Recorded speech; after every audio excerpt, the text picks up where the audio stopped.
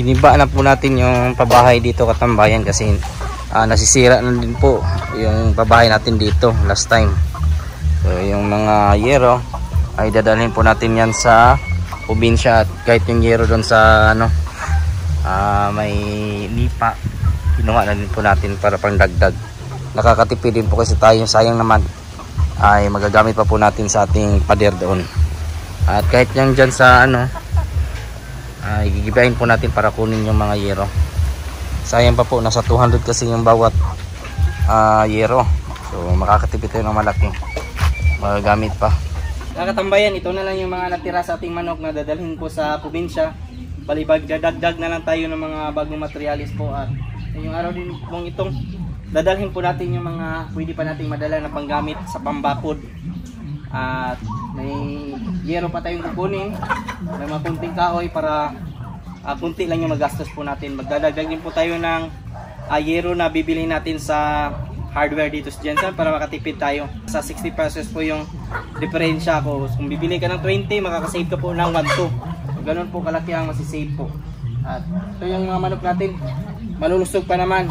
Tambayan, sa mga gusto pa lang kumuha po na o magpagawa po ng taga galingan, pwede ito gamitin pang sa mga gulay, pang chop. Ang kulang lang dito makina at saka may blade na din po ito sa loob. Dito ipapasok yung yung mga gulay, baling ng saging, kahit kayang-kaya po niyan diyan. So may na lang, kulang na talaga makina para umandar ito. At ito pwede na ito palitan, wala nang problema, pero napakatibay po niyan. Jensen area lang po sa mga gusto lang naman umalapit Jensen. Yung mga dala natin na yero, binili po natin na bago. At yung mga kahoy na hindi na ginagamit, yung lapit na sira. Ito yung sa loob. Yan, maglalagay tayo dyan ng harang din. Yero yung gamit natin. Yan, malapit na. Isang araw na lang, tapos na to. Nagsunog tayo dito katambayan, para mawala yung dumi. Yan, simula tayo, linisan natin dyan para malaki tingnan yung area natin. Yan, dito tayo. Lahat dito ay natin, lagyan ng yero. So may mga yero tayo dito. Nasa ata to, 30, almost 40. Yan, nalinisan na po natin katambayan, So na lang, sipag ng ating mga kaibigan dito, si Titing at saka si Jan ba? Arjun. At sa kaibigan natin si Kalo. Yan, na lang, kung na talaga tawag na tural, bakod. Ayan, sinisimula na po natin maglagay po ng poste. Malinis na rin bahay at na lang kulang dito, konting pader. Umutol tayo ulit ng poste. Yan yung gagamitan din po natin, kakabitan po ng ating pabahay para makatipid din po tayo sa poste kasi nga wala na tayong wala nang mga ganitong kahoy. Madali naman po ito tumubo. May time pa nga na tutubo yung ating gagawing poste. Nilakyan natin para matibay yung kakapitan ng ating pabahay.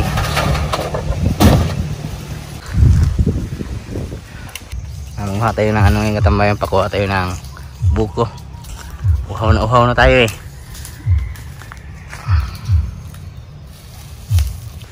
dagat isa. Sama tilaw? Shoot yan katambayan. Pakuha tayo para maka-relax tayo sa pag-inom ng buko.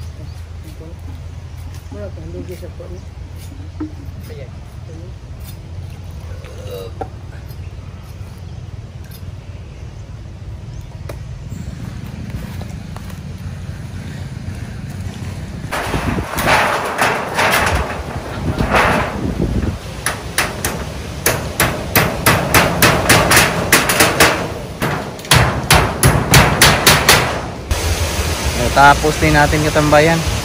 Pabahay na naman po bukas. So mag-update tayo bukas. Yan na po yung maganapan ngayong araw mga katambayan. At yan nga, mag-update lang po tayo sa mga susunod po ng mga araw. Kasi na-busy po tayo sa paggawa po ng ating bagong manukan po sa probinsya. At baka sa susunod na video ililipat na po natin yung ating mga nagang manok po.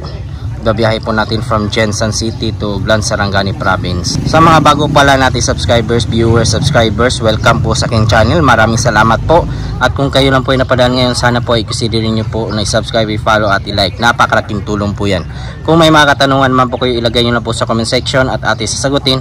At huwag kalimutan i-click yung notification bell para sa mga susunod na videos. Bago muna tayo magpaalam, shoutout muna natin yung ating mga kaibigan dyan na si Gads Masukat Bansil from Jeddah, Saudi Arabia, JC Libgan from Bayumbong, Nueva Vizcaya. At sa mga nanood po dyan ngayon, shoutout po sa inyong lahat. Sa mga hindi ko naman po na shoutout, isa-shoutout ko lang kayo sa susunod. Maraming salamat, God bless at ingat po kayo palagi. Bye bye!